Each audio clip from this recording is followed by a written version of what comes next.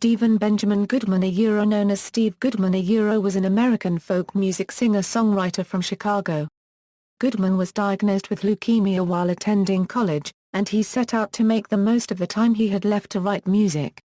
Hearing a report that the Illinois Central Railroad was planning to eliminate, for lack of riders, a well-loved train that ran from Chicago to New Orleans, Goodman, a prolific writer, penned City of New Orleans, a song made popular by Arlo, Guthrie and Willie Nelson, for which Goodman won his first Grammy Award posthumously in 1985, with a second Grammy awarded to him in 1988 for Unfinished Business. Stephen Goodman is survived by his wife and 3 daughters. Personal life: born on Chicago's North Side to a middle-class Jewish family, Goodman began writing and performing songs as a teenager, after his family had moved to the near-north suburbs. He graduated from Maine East High School in Park Ridge, Illinois in 1965, where he was a classmate of Hillary Rodham Clinton. In the fall of 1965, he entered the University of Illinois and pledged the Sigma Alpha Mu fraternity, where he, Ron Banyan, and Steve Hartman formed a popular rock cover band, the Juicy Fruits. He left college after 1 year to pursue his musical career. In the early spring of 1967, Goodman went to New York, staying for a month in a Greenwich Village brownstone across the street from the Café Ha, where Goodman performed regularly during his brief stay there. Returning to Chicago, he intended to restart his education, but he dropped out again to pursue his musical dream full-time after discovering the cause of his continuous fatigue was actually leukemia, the disease that was present during the entirety of his recording career, until his death in 1984. In 1968, Goodman began performing at the Earl of Old Town in Chicago and attracted a following. By 1969, Goodman was a regular performer in Chicago, while attending Lake Forest College. During this time, Goodman supported himself by singing advertising jingles. In September 1969, he met Nancy Pruter, who was attending college while supporting herself as a waitress. They were married in February 1970. Though he experienced periods of remission, Goodman never felt that he was living on anything other than borrowed time, and some critics, listeners and friends have said that his music reflects this sentiment. His wife Nancy, writing in the liner notes to the posthumous collection No Big Surprise, characterized him this way.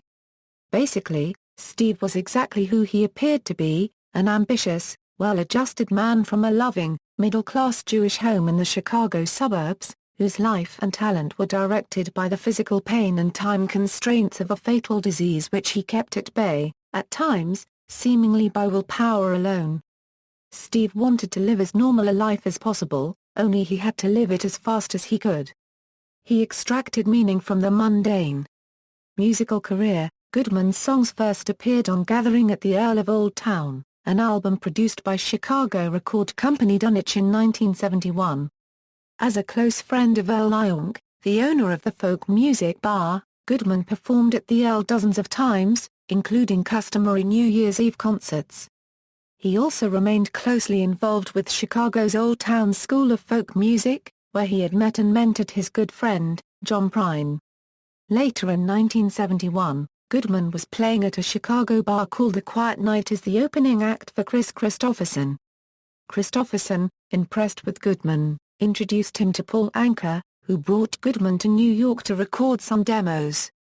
These resulted in Goodman signing a contract with Buddah Records. All this time, Goodman had been busy writing many of his most enduring songs, and this avid songwriting would lead to an important break for him. While at the Quiet Night, Goodman saw Arlo Guthrie, and asked to sit in and play a song for him. Guthrie grudgingly agreed, on the condition that Goodman buy him a beer first. Guthrie would listen to Goodman for as long as it took Guthrie to drink the beer. Goodman played City of New Orleans, which Guthrie liked enough that he asked to record it.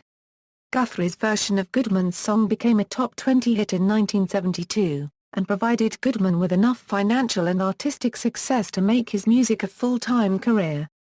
The song, about the Illinois Central City of New Orleans train, would become an American standard, covered by such musicians as Johnny Cash, Judy Collins, Chet Atkins, Lynn Anderson, and Willie Nelson, whose recorded version earned Goodman a posthumous Grammy Award for Best Country Song in 1985. A French translation of the song, Salute les Amoureux, was recorded by Joe Dassin in 1973. A Dutch singer, Gerard Cox, heard the French version while on holiday and translated it into Dutch, titled T is weer Vubbig die mooie zomer. It reached number 1 on the Dutch Top 40 in December 1973 and has become a classic which is still played on Dutch radio. Lyrically, the French and Dutch versions bear no resemblance to Goodman's original lyrics.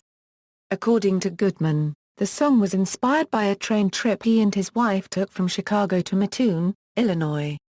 According to the liner notes on the Steve Goodman anthology No Big Surprise, City of New Orleans was written while on the campaign trail with Senator Edmund Muskie. In 1974, singer David Allan Coe achieved considerable success on the country charts with Goodman's and John Prine's You Never Even Called Me By My Name, a song which good-naturedly spoofed stereotypical country music lyrics. Prine refused to take a songwriter's credit of the song, although Goodman bought Prine a jukebox as a gift from his publishing royalties. Goodman's success as a recording artist was more limited. Although he was known in folk circles as an excellent and influential songwriter, his albums received more critical than commercial success. One of Goodman's biggest hits was a song he didn't write, The Dutchman, written by Michael Peter Smith. He reached a wider audience as the opening act for Steve Martin while Martin was at the height of his stand-up popularity. During the mid and late 70s, Goodman became a regular guest on Easter Day on Van Zilser's radio show in New York City. Zilser's personal recordings of these sessions eventually led to an album of selections from these appearances, the Easter Tapes. In 1977, Goodman performed on the Tom Paxton live album New Songs from the Briar Patch, which contained some of Paxton's topical songs of the 1970s, including Talking Watergate, and White Bones of Indy, as well as a song dedicated to Mississippi John Hurt entitled Did You Hear John Hurt? During the fall of 1979, Goodman was hired to write and perform a series of topical songs for National Public Radio.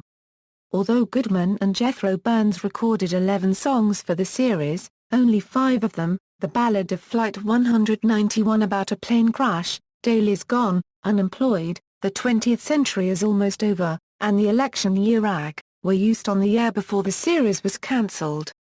Goodman wrote and performed many humorous songs about Chicago, including 3 about the Chicago Cubs, a dying Cub fan's last request, When the Cubs Go Marching In, and Go, Cubs, Go. He wrote Go, Cubs, Go out of spite after then GM Dallas Green called a dying Cub fan's last request too depressing. The Cubs songs grew out of his fanatical devotion to the team, which included many clubhouse and on-field visits with Cubs players. He wrote other songs about Chicago, including the Lincoln Park Pirates, about the notorious Lincoln Towing Service, and Daily's Gone, about Ma Richard J. Daley. Another comic highlight is Vegematic, about a man who falls asleep while watching late-night TV and dreams he ordered many products that he saw on infomercials. He could also write serious songs, most notably My Old Man, a tribute to Goodman's father, Bud Goodman, a used car salesman and World War II veteran. Goodman won his second Grammy, for Best Contemporary Folk Album, in 1988 for Unfinished Business, a posthumous album on his Red Pajamas Records label. Many fans become aware of Goodman's work through other artists such as Jimmy Buffett. Buffett has recorded several of Goodman's songs, including Banana Republics, and Woman Goin' Crazy on Caroline Street. Death. On September 20, 1984, Goodman died of leukemia at the University of Washington Medical Center in Seattle, Washington. He had anointed himself with the tongue-in-cheek nickname Cool Hand Luke during his illness. He was 36. 4 days after Goodman's death, the Chicago Cubs clinched the Eastern Division title in the National League for the first time ever, earning them their first postseason appearance since 1945, 3 years before Goodman's birth. 8 days later, on October 2, the Cubs played their first postseason game since the 1945 World Series. Goodman had been asked to sing the Star-Spangled Banner before it. Jimmy Buffett filled in, and dedicated the song to Goodman. Today, The Chicago Cubs plays Go, Cubs, Go at the conclusion of every home game win, a song Goodman wrote for his beloved team. In April 1988, some of Goodman's ashes were scattered at Wrigley Field, the home of the Chicago Cubs. He was survived by his wife and 3 daughters. Legacy. In 2006, Goodman's daughter, Rosanna, issued My Old Man, an album of a variety of artists covering her father's songs.